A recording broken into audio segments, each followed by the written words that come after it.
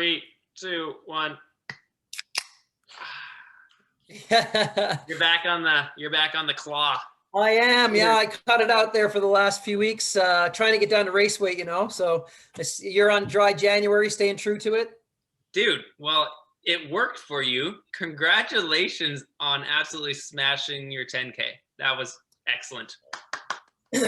Thank you very much. Again, I've said it so many times, but it needs to be said again. I couldn't have done it without you, from the training specifically, but then the pacing on the day. I was thinking about that today, actually.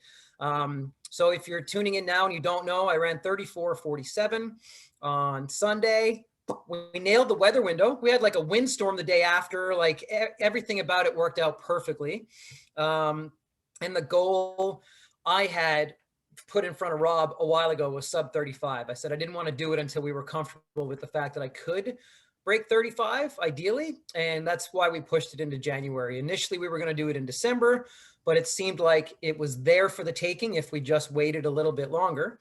But what I was thinking about today was, could I have broken 35 minutes by myself without a pacer, without someone there to keep me honest in the really difficult kilometers, miles? And I know I would have given back 10 to 15 seconds. So I think I would have been right there on that cusp.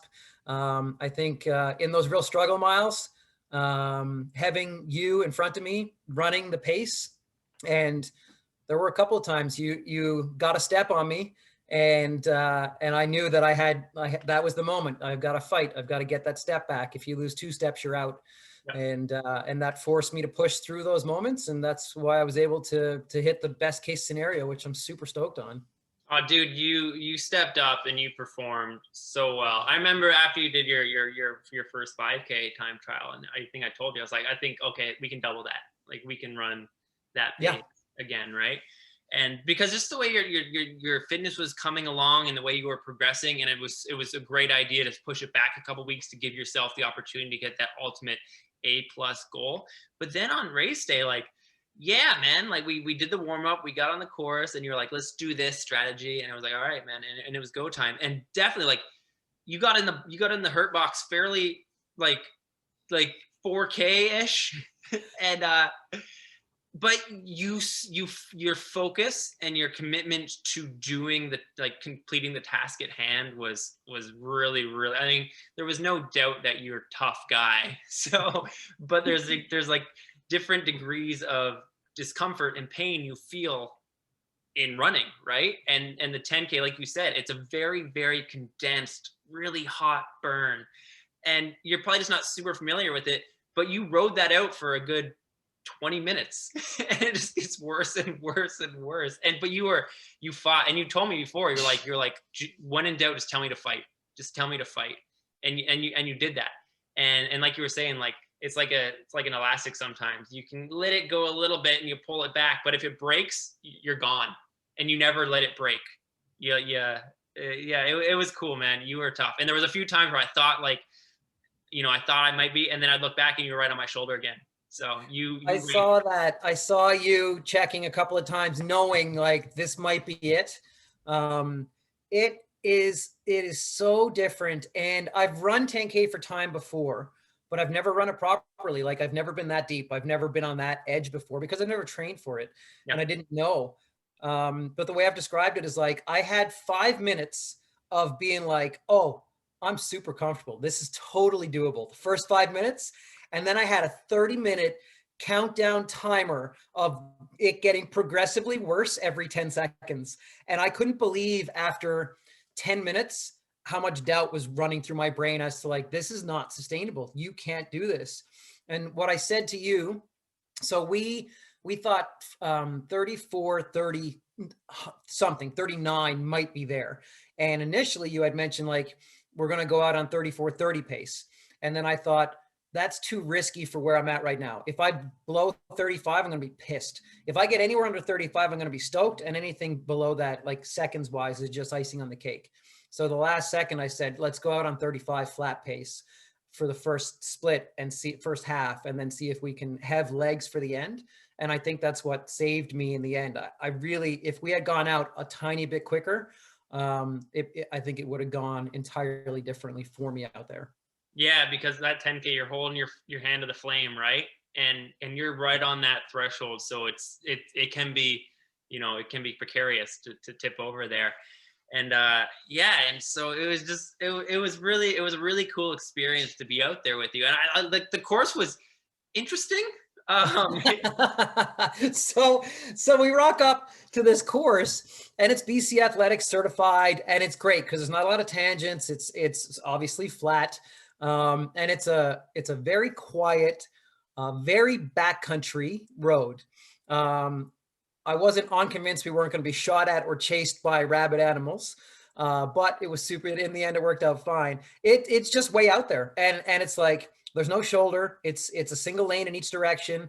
There's a little bit of like mud on the road from just where it recently rained. And when I first pulled in, I thought, I've got this wrong. This can't be it. I just pictured it very differently. I thought there was a shoulder. I thought all these things. And it took a bit of scouting on the ground when we arrived to locate the markers and to confirm that, like, okay, this is where it starts, the turnaround, the finish. Like we spent almost that first 45 minutes just kind of confirming exactly what we were doing, which is why we ended up starting a little bit later in the end. But yeah, it was interesting to say the least. Yeah, it was. Yeah, we got there. No, I was the same. I've done a lot of running out in that area, and I'd never been to that like actual. I was like, where are we? Like, I thought I knew this area, and even when I got home, I like had to bring up my map and be like, oh, okay, because in my head we were somewhere else, and I thought it was the same thing. I thought there was a shoulder. I thought it was just, but it actually was a fantastic course in terms of like, it was flat and it was just out, turn around, come back, flat. We got a great wind day. We got a great weather day, so it was actually a great day to run fast. Absolutely. Yeah. And then when we started, you basically said we had to go through 4K in 14 minutes. And so you basically, I followed Rob. I didn't look at my watch a single time. I trusted entirely that he knew what he was doing, and I just had to hang on for the ride. And Rob was calling out splits and talking occasionally and like looking back and checking on me. And I told him to ensure that when it got hard for me, to just like call me to it, call me to fight, like tell me to like to stick with it, kind of thing. And if I'm not mistaken, you called 4K at 13:55. And that was the first moment of the run where I was like, okay, cool, we're there. Like, we're briefly before you called that time, I thought, I hope Rob hasn't backed off a step because he thinks I've needed to. Like, I wasn't certain because I wasn't looking at my watch. I wasn't checking splits. So until you called the 4K, I really didn't know exactly how hard you were pushing me. And then I was like, oh, sweet, we're in the zone that we need to be in right now. Yeah, but backing off that early is not an option. You can't do it. So no, and that's what you told me from the start, right? There's no time to make it up. There's no time to make it up afterwards. I got to say, going into this, I was surprisingly scared and unconfident in how it was going to go. I had a weird couple of days leading into it. The day before, the Saturday, which was on the table as a possible day to run it, I woke up feeling horrible. I had a piercing headache. My neck hurt. I went for an easy run. I felt kind of good for the first half and then not kind of great on the back half.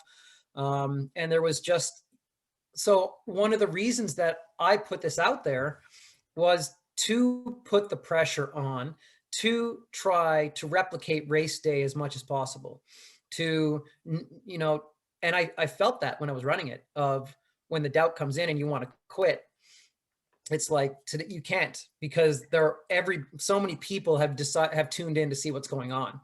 And I don't think I would have quit either way, but it's incredible how motivating it can be, just knowing that you've put something out there publicly and you're being held to it now, no matter what. There was no do-over. This was it, whatever we ran on the day. So I was quite nervous before we started. We did. Now you were. Yeah, I was, and we did 5 by 60 seconds, I think, in the warm-up. And it felt decent, but like still wasn't that moment of like, oh, I've totally got this. And then when we got through 4K, it was the first time I felt good mentally about where we were at. And then it really just got like incredibly difficult from 5K through the turnaround to the finish. Essentially from 5K to 8.5, 9K was pure misery. You did get a step on me at one point, and I yelled out loud, fight. I wasn't about to have a conversation or say more than that, but in that moment, I was doubting, and this controls everything. And when this started saying too much and you had a step on me, I just screamed out loud, like fight. And it was basically just like, in one word, I was telling my brain to shut the heck up and just do what's being done. You're doing it. And then through 7K and through 8K, I had moments of, I can't sustain this. You're blowing up right now. You're past your threshold. This isn't sustainable. You're not going to be able to close this out. You're going to crumble in the last mile. And the very next thought I had was, just get through the next 200 meters. Figure it out when you get there. Like, you don't know, you've never been here before. You've never done this before. But the amount of misery like that I was going through in those moments. And then I knew about where 2K was. Yeah. And it felt like an eternity to get from 8 to 9, from 2K to go to 1K to go. And then you switch to like a nicer, newer pavement on that last stretch. And in my brain, I was like, that's when we're gonna start closing. And we hit that pavement, and the finish still seems so far away. And there's this big white house off in the distance that you can't miss. So it's very, very clear where your finish line is. And again, I didn't know what the time was. And in my brain at that point, with about 600 meters to go, I was like, you're missing. You're gonna run 35:01 if you don't like kick it up a notch right now. And my brain said go, and it was like this full delay. It may have been a second and a half, but it felt like an eternity for my body to listen and respond to what my brain was telling it to do. There was a full division and a micro argument that occurred internally of like, go, I can't, MFer, this isn't happening right now. And then the legs responded. And I don't know if it was 500 meters or 400 meters or whatever it was, but I got my legs kicking, could barely breathe, and picked up a few more seconds on that last stretch. Yeah, you closed really well. The last kilometer was the fastest on the day, and that was all done in the last half K of it. I think we dropped like a 3:22 or a 3:23 on the end, and it was the last 400 meters. You were moving. It was awesome. It was so cool. And it's fun. I mean, you raced it so well, and it's just, I love running. It's a sport where the better you get, the harder it gets, because when you're not fit, you hit that part at 4K and you break in half, and by 5K you're done, right? Yep. But on that one, you get to that point at 4K and then you ride it. You just ride that pain train for 6 more kilometers. And it's like, but you earned the right to be there through hard work and putting in the last 3 months of training to prepare yourself to put up that fight, right? It's like, you don't train to make it easy. You just train to suffer at a faster pace. And you were suffering, but you were suffering. And like you were saying, you were right on that line, and you knew it was like, it was there, but it wasn't going to be easy, and you were going to have to fight for every damn second, and you did, and then you finished, and there's no shoulder on the road, but I finished the stop, and I look back, and Gary's just lying on the road, taking a lap of lane, and Linda and Reed were phenomenal support, and I thought it was so cute because you were dying. You were just like there, like in the fetal, and then Reed's like, look at the sign I made, and you're like, cool. Like, they're right in the parent mode. It was a wonderful scene. It was a really, really cool scene. So my kiddo made me this, which is amazing. And then them being there, just the support, the family support period. But yeah, having Linda, Reed, and my dog already there, it made it so much more than it would have been otherwise. And it's so nice that we are a running family and we support each other in our goals. And my wife was more excited about this than I was. She was stoked. Like, it's ridiculous. It's ridiculous to wake up and be doing something as random as a 10K time trial in the middle of nowhere with one other person. And for your significant other to just be like, I'm so excited for you today. I was like, I'm not quite as excited as you are. I'm quite nervous about this, because either I'm going to miss my goal and be pissed, or I'm going to get my goal and be destroyed. But either way, it's going to be a tough day today. But yeah, it couldn't have gone any better. Like, it really just couldn't have. I don't think I left anything on the table.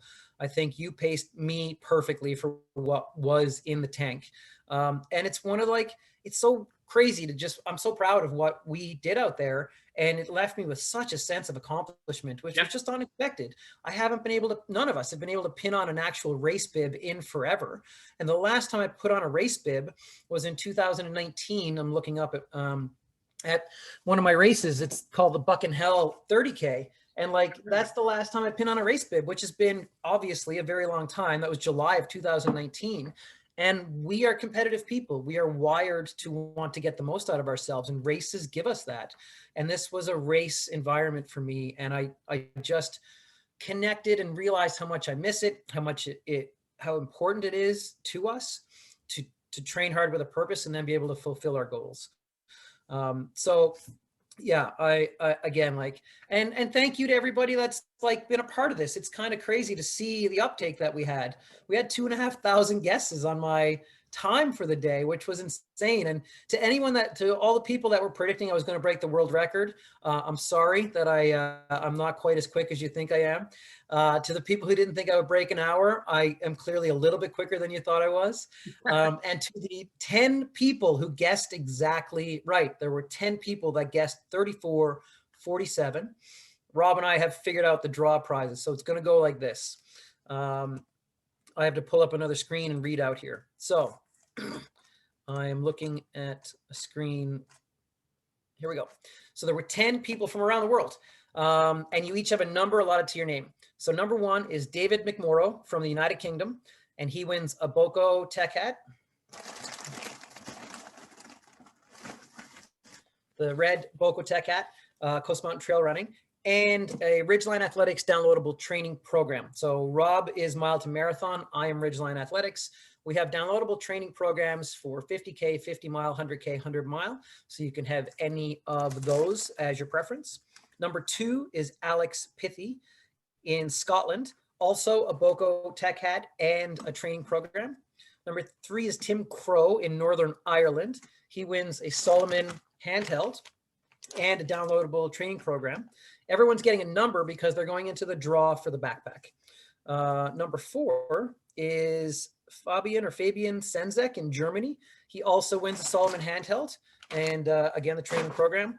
Kathleen O'Neill, Flagstaff, Boko Tech hat. So I dug another one out just so everybody could get something, plus a training program. And then Chris Wignall in Ontario wins the caffeinated endurance tap package, plus a Lululemon bottle from Rob's side of things, plus a training program. Rob, do you quickly want to talk about the Lululemon bottles? Oh yeah, it's actually going to be a bottle or a self-care, because it's really annoying to try to get all sizes and stuff. And Lululemon has excellent bottles, hot cold bottles. I don't have an example, but it's going to be about yay high, and it'll hold your fluids and it'll keep them warm or cold, how you like it. So bottle. All right, and then we have number 7 is Josh Hauerlach in Alberta, bottle and Ridgeline Athletics download program. Number 8 is Sarah Benson in Sydney, BC, Lululemon bottle plus download program. Number 9 is Shailene Jackson, also in Sydney, BC. I'm very curious how 2 people from the same small community guessed the right time and if they know each other at all. She wins the Princeton Tech Snap headlamp, Lululemon bottle, and Ridgeline Athletics program. And then number 10 is Will Chorm, and I haven't heard back from Will as to where he is located exactly, but he has won the scavenger hunt buff plus a downloadable training program. And the grand prize, 1 through 10 here, is the Solomon Sense 5 Ultra backpack, and I will ship that out to the person. So what I'm going to do is I found an app that does random generator numbers. An app for everything. There you go. Sorry. Yeah. So I've selected from 1 to 10. I'm going to press this button. It's going to give me a number, and that will correlate to the names that I just read out. So the winner is. Oh, there you go. No, yeah, no, get on the camera. All I see is a bright ass screen. There we go. 2. Can you see it, Rob? Yeah. There we go. Okay, perfect. Number 2. So the winner of the backpack is Alex Pithy in Scotland. Ooh, whereabouts in Scotland? All right. Aberdeen. Aberdeen. It's where Sir Alex Ferguson's from, Aberdeen. The gaffer. Sir Alex Ferguson. I have to plead ignorance. I hope I'm not going to be super embarrassed. Is that a football player, or is that a the best football manager in the history of the world? Manchester United. I saw your football team is atop the standings right now. Is that correct? They are top of the table, bud. Well, here's something else. Tonight is opening night for the NHL hockey season. I'm wearing my Oilers hat, and my jersey will be going on immediately at the conclusion of this, which has to happen within the next 24 minutes or so. Go Oilers. Back-to-backs against the Canucks to start the season. I don't hate the Canucks. I wish them well, and I love what they did last year. And the Sedins are excellent runners. Oh, the Sedins are fantastic. Daniel and Henrik Sedin are Hall of Fame hockey players who played for the Vancouver Canucks their entire careers and became runners and ultra runners through the local run scene. And they've run a couple of my races, and they're the nicest guys ever. Yeah, just fantastic. And they roll, man. They roll. Yeah, they ran, what did they run? They're 36-minute 10K runners. And they've gone 120 in the half. Yeah, super impressive for guys who had to be about 200 pounds during their hockey careers. So anyways, yeah, we enjoy seeing them out. They were registered for the race in September in Whistler again this year. That would have been their first ultra distance race. They were registered for the 50K there in September, and we're hoping to see them this September. But yeah, thank you to those 10 people who all guessed correctly. Thank you to the 2,500 other people that guessed anything. And thank you to everybody that's been following along and been a part of the journey. Truly, you guys tuning in has fed fuel for both myself and Rob in these endeavors. I know both of us wanted to quit on both of our days at some point, because again, from the outset of this, we were stepping into something completely foreign to us. And it's pretty nice to be here in the middle of January on the other side, and both of us to have attained our goals and to be sitting here as Rob is now a 100-kilometer runner, and I broke 35 in the 10K for the first time ever, and didn't really know if that was going to be possible at 44 years old. Yeah, dude, that time that's a moving time. That's a fantastic time, and it's been. Thank you so much for bringing me along and trusting me with your journey in the 10K. It was so much fun, and thank you to everybody, the 2,500 people who made guesses, took the time out of their day to make a guess, took the time to just engage and be part of it. It was really, really cool. I really, really enjoyed it. And yeah, I'm super proud of what I did. I'm super stoked for what Gary did. And so, I mean, I think it only makes sense if we should probably do part 2 at some point, once we kind of take some time and get some new goals and see what we can do next, because I am like stoked and excited, and I want to try something else new, right? So what can we do next, man? So it's interesting because that is the question that always has to get posed. And I want to say, one thing I've definitely started to appreciate more over the years is, and I have this in conversation with people, is don't forget to use your rearview mirrors. Don't forget to celebrate what you've done. We get caught looking forward all the time. And there's almost nothing worse for a lot of people, not us who like, this is our thing and this is what we're always looking to do. But, someone gets their goal and then people are like, what's next? Is like, well, it doesn't need to be what's next. Like, you should celebrate what you've done for a good amount of time, because it's a big goal to accomplish whatever you've set out to do. Having said all of that, we have both been thinking about what's next. I have been completely destroyed since this run. Rob went and did a cool down, and I couldn't join him because I couldn't physically run. I went for a walk. There's 2 really nice parks in the vicinity of where we ran. I should also point that out. I might have painted a little bit of an inaccurate picture, but we went for a family walk and my legs seized up and I had to stop and do like a stretching routine just to do a 1 kilometer loop. And I have really found that it's been interesting. My body seems to be responding with the effort as though I ran 100 miles. And it's like, I am ravenously hungry and my body is very confused over all these signals of having done a race and being sore from it as that normally being attributed to something that was measured in hours, not minutes and seconds. So it's been an interesting week in that regard, but I have been tired because it was a long stretch through December. Not only was I focused on doing this, but I was also doing ski mountaineering. I was having some big weeks. I was getting after it as much as I could, and I've earned my break this week. So today is a prime example. Again, as a master's athlete now, I guess.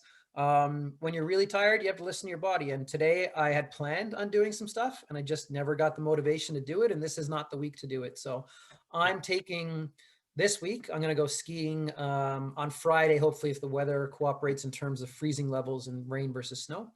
And then I'm going to start back at things a bit next week. Now, all of that to say, what's next?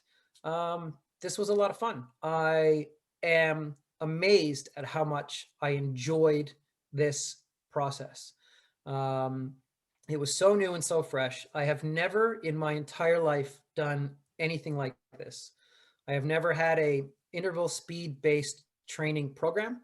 I've never attempted to get myself as fit as possible for shorter distances, and shorter distances for me is anything flat road-based, really, under a 50K, but 10K obviously in that range. I've loved it. I've absolutely loved the process, and I didn't plateau in the training. We basically got to where we wanted to get, and we went for what was on the table. I'm curious where the plateau is. I want to continue with this. So I will definitely be taking a short break from things right now. I want to get skiing as much as I can while the skiing is good. And then 10K, half marathon. And I don't know if I want to say the M word. Never done one. Never thought I would, especially now that I've gotten on. But my thought has been, I want to capitalize on this now while I can. Again, at 44, coming out of an injury cycle of a couple of years, I really appreciate wholeheartedly when you're good, when you're healthy, you want to take advantage of that. So the M word might be on the table. I might actually look at training for that in the relatively recent, or relatively not too far off in the near future. So I've got race goals from what I love doing with trail and ultra, but I'm really enjoying this. So I would like to see what I can do with the continued training. And then for you, you've mentioned Comrades before, and that seems to be something that's really speaking to you. Yeah. And before I get into that, it's like I'm super curious to see how these new tools in your tool chest are gonna help on your trail and on the longer stuff that you do. That's like kind of your sweet spot.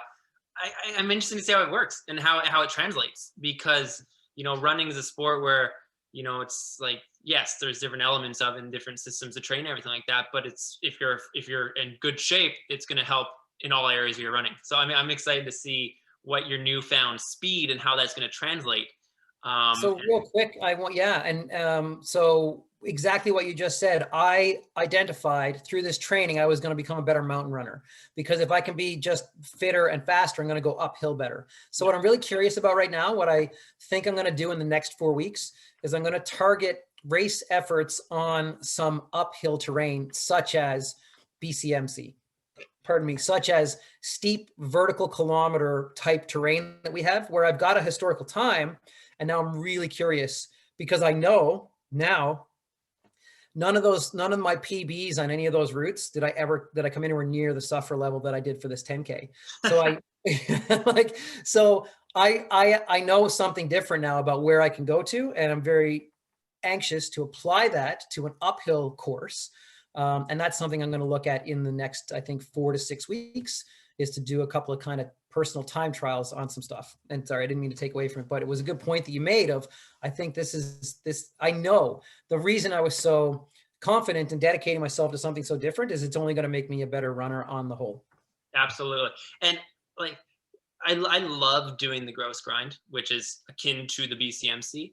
And it's true, man. Like when I do the grind, like within the first minute, you're just like, Oh man. And then you just, the rest of the time, you're just suffering the whole entire way.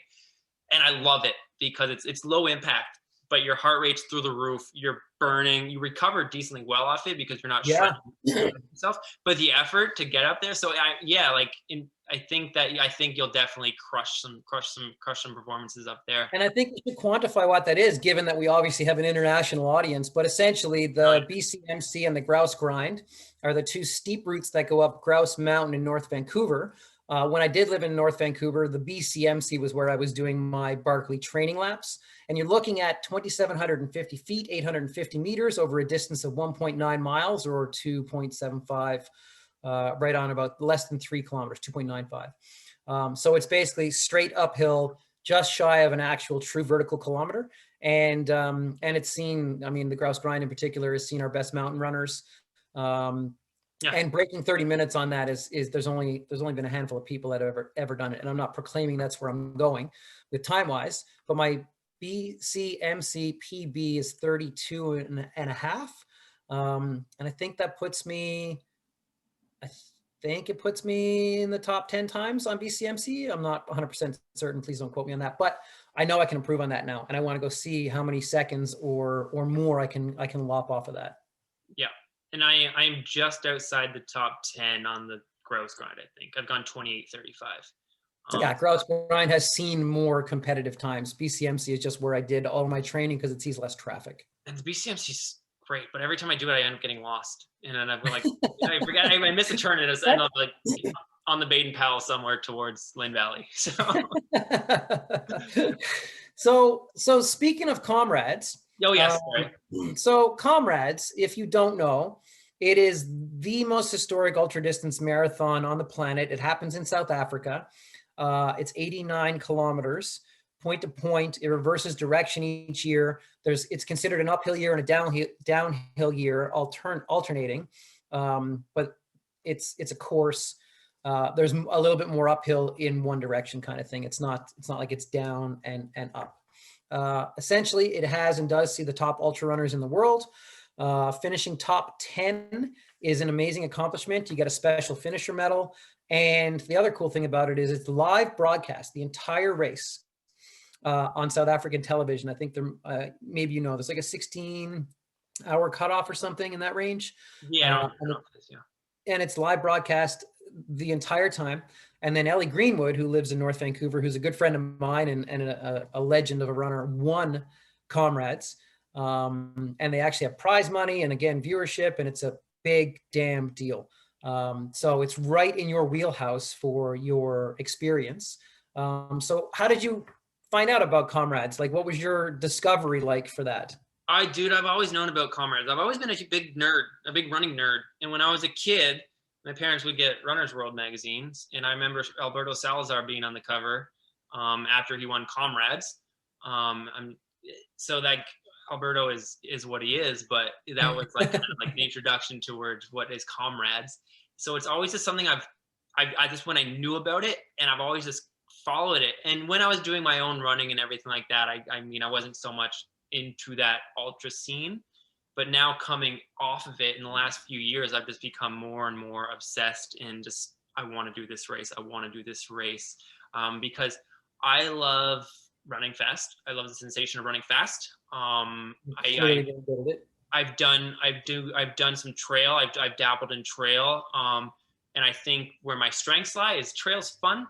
Trail's something to do. I don't think I have the ability to be super competitive on the trails, to be completely honest. Because the time I have available to train, I wouldn't have the time to put in the focus to get proficient enough at the trails and also build my fitness. So I want to. I would interject real quick and just, I would say, I don't entirely agree with what you just said. And I think it's worth noting, and I know I appreciate the fact that you wouldn't bring this up, but you ran some ultra and some trail races. and they happened to be in one of the snowiest, iciest winters that we had. So your first couple of courses were on ice and snow, which you would not do well in based on lack of experience. And then you ran another one where the course flagging was insufficient and you went off course.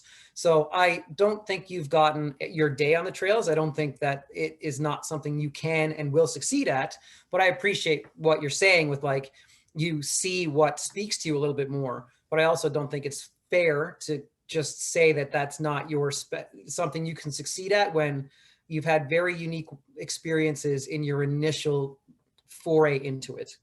Well, thank you. I appreciate that. And in my first trail race, I did chuck a nut, and I got taken out with Hayden, who's one of the best ultra trail Hayden runners. Hawks, phenomenal person, phenomenal runner, and he's in the world record attempt up with the Hoka Carbon X project happening on the 23rd, I think. Yeah, and I remember it was so funny because I didn't know what I was doing, and I went out there and I was running. It was myself and Hayden and Andy Wacker, and about 25K, Andy stopped and he was like, "I'm too tired this early in a race," and I was like, "Well, how tired are you?" I'm kind of tired. What does that even mean? So yes, yeah, like I am going to spend a lot of time on the trails this winter because I really enjoy the trails. It's fun. It's great training.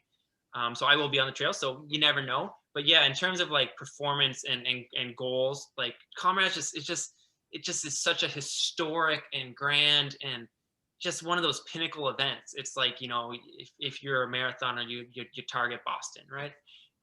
And I want to do better at the 100K.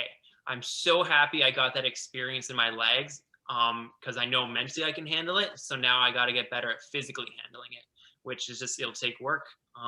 But I'm excited to do the work, and there's areas I need to improve on, and there's strengths I have that I can just, you know, get better at, but just performing well at some of the longer distances. I want to run a fast 50K. I want to run a fast 50 miler. I want to try to set maybe some Canadian records. I don't know. I have learning to do, but I'm excited to do the work and really focus on putting in some hard work and performance and some actual focused work, because over the last several years, it's been like, I just maintain a certain level of fitness. It's like, if I run 120 to 130 kilometers a week, I'm gonna have a general level of fitness where I can be kind of fit. But now I want to really, I kind of want to focus it more directly and purposefully. I want to train with purpose. And I'm excited to see what I can do. And I'm just so super fired up. And yeah, Comrades, I don't know if it'll be this year or it'll be the year after. I think maybe it'll have to be the year after to give myself more time to learn the sport, learn the and really come into my own. I'll be 38, 39, which, you know, that's just a number. It's just a number, man. Actually, we were talking, Linda and I, how old we thought you were. She thought you were 30. I thought you were 35. She thought you were like 30, 37 or something. So you right now are 37. I'm 37 years old. Yes. All right. Well, it's interesting everything you just said, because John Kelly, who's a good friend of mine, who's Barkley finisher number 15, had 2 documentaries that came out this year about his FKT runs in the UK. They're both very worthwhile watching. And I'm not sure which documentary this comes from, his quote, because I watched both of them kind of back to back. But he essentially, and he said this to me outside of the documentary before too, in terms of having a goal and pursuing things, there's a sweet spot that the goal needs to be in, and it needs to be just on the precipice of uncertainty as to if it's possible or not, which is what the allure of the Barkley Marathons is for myself and John and others who line up for it. And if it's beyond, and this can be applied to whatever someone's doing, whether that's a 5K or 3, whatever it ends up being, but it has to be in that sweet spot of you believe it's possible potentially, but if it's too difficult, if it's beyond that sweet spot, then it doesn't motivate you to do things, to get after it, because you know it's impossible to begin with. So what motivated me for this training block was I didn't know if I could run what I just did. I believed that I could, like wholeheartedly in my heart. I thought there's no way if I put the time in, I can't get there, but there's no guarantee. I don't know that for certain because I've got no historical data that confirms that. And you're basically saying the exact same thing right now, which I love, is that you've got a goal. It's lofty. There's massive uncertainty as to if it's ever attainable, but it's within your belief that you can, and you won't be satisfied until you express that and ascertain if it's possible or not. Yeah, and that's absolutely true, and that's kind of the way with my whole entire running career. It's like I had a goal. I wanted to qualify for the Olympics. That's all I ever wanted to do. Qualify for the Olympics. I didn't qualify for the Olympics. I never I missed. But after that part of my career finished, I could look at my training and what I did and be like, I did what I needed to do. I did the best I could do, and that's all I could do. And it didn't work out, and that's okay because I know I gave it my 100% effort to do it, right? It's like when you're doing your training for Barclays and you're out in the friggin' middle of the night going up and down BCMC 10 times. It's like you put yourself in the position to get the job. You did what you could do, and then let the chips fall as they may. And sometimes it works, sometimes it doesn't. But if you put in the work and you put in the commitment, then you really can't be too upset about the result. You can be proud of the work you did. And that's what this sport's all about. It's setting goals that are scary, but also realistic ish, right? It's like when we have athlete talks, it's like, what are your goals? And like, it's like I base my training a lot. You have a goal and you work from there. And sometimes you have people have goals like that's a chicken shit goal because you're going to get that, and it's too easy. So go set a higher goal. And if it's the gimme, it doesn't get you out of bed. It doesn't scare you. It doesn't motivate you, right? And it's got to be the sweet spot, exactly as you've just confirmed. Exactly that. It's like and you didn't want to be. I mean, you probably did because you're crazy. But like, it's like days like, oh, I have to go run 10 hours up and down a mountain. Because if I don't do it, I'm not going to put myself in position to achieve my goal. And it makes you do that scary, uncertain training that has to be done. Absolutely. I mean, the overnight session I did in March past before everything went to hell here around the world was like 12 hours overnight on a snow encrusted frozen mountain here in Chilliwack called Elk Mountain. My water bottles froze. I was wearing micro spikes the entire time. I didn't want to be out there. I didn't want to be out there at all, but I knew it was necessary to set myself up to give myself the chance at that lofty goal that I had put out there, which has been historically that Barkley Marathon's pursuit. Yeah. And I think with only minutes left on the clock, that might be a good place to wrap, because that really does speak to the essence of the project of what we just did. Stepping out of your wheelhouse, pursuing something that is different, and setting lofty goals, and then seeing if you can attain them. So I would say what I would end with is, if you want to see myself and Rob keep doing stuff like this occasionally, then pop a comment in and let us know if you've gotten something, or if there's something you would like to specifically have us talk about or ask us a question about things. But I wanted to say it's been an absolute treat getting to know you, Rob, because we didn't really know each other. I knew your resume and I had met you at my race, and I knew you were a great guy just based on other people's interactions. And you've only imparted yourself on me so much that I basically love you and will never forget you for everything that you helped me accomplish out there recently. And I'm excited to keep working together. I'm excited to keep working with you as an athlete, with you coaching me towards these next goals. And I'm excited to work with you in counsel for how to get you set for your ultra distance goals. Yeah, man. Thank you so much. And the feeling is that it's definitely mutual there, right? It's like, obviously your reputation preceded you, and it's there. And, everyone knows Gary is Gary, and you're just, you are what you are. And you're an amazing person and a fantastic athlete. And that was so much fun out there on Sunday. As a coach, it was one of the highlights. And so thank you for letting me be a part of it. And yeah, man. So, thank you to everyone who's been a part of this whole entire journey. And it was something new. We just wanted to try to have a little bit of fun. It's exceeded expectations in so many ways. And I think the relationship that you and I have been able to forge through it has been the coolest takeaway. But also let's keep rolling in terms of performances, and keep pushing each other and keeping each other accountable. And hopefully, we'll check back and continue this journey, man, because it ain't over. The last question, because I wanted to ask you this earlier, but I didn't, and I think it's relevant for people to know, but you ran me to a PR. You ran me through 10K in 34 minutes and 47 seconds. Did you, Rob Watson, break a sweat? No, you didn't. I can't believe you just didn't even flinch. It's unbelievable how quick you actually are. But you made me feel like I was the fastest guy on earth out there on the weekend, and I can't thank you enough for that. So I appreciate everything you've done. And yeah, with that, we'll sign off with Go Oilers Go. Good luck.